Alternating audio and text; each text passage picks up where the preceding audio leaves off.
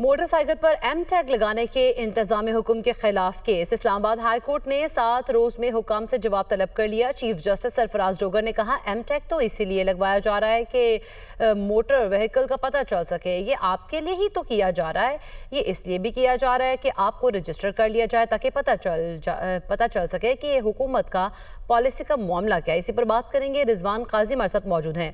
رضوان قاضی، اس سماعت کا حوالہ بتائیے گا، مزید کیا تبادلہ خیال ہوا بات چیت کا؟ جی، اسلام آباد ہائی کورٹ نے موٹر سائیکل پر ایم ٹیگ لگانے کے انتظامی حکم کے خلاف نوٹس جاری کرتے ہوئے 7 روز میں متعلقہ حکام سے جواب طلب کر لیا ہے۔ آج چیف جسٹس کی عدالت میں سماعت کے دوران درخواست گزار کی جانب سے ایم ٹیگ لگانے کے عمل کو فوری روکنے کی استدعا بھی کی گئی، لیکن عدالت کی جانب سے فوری حکم امتناع نہ مل سکا۔ اور چیف جسٹس نے دوران سماعت کہا کہ ایم ٹیگ تو اسی لیے لگوایا جا رہا ہے تاکہ موٹر وہیکل کا پتہ چل سکے، یہ آپ کے لیے ہی تو کیا جا رہا ہے۔ چیف جسٹس نے درخواست گزار سے یہ بھی کہا کہ یہ اس لیے بھی کیا جا رہا ہے کہ آپ کو رجسٹر کر لیا جائے تاکہ پتہ چل سکے، یہ حکومت کا پالیسی معاملہ ہے۔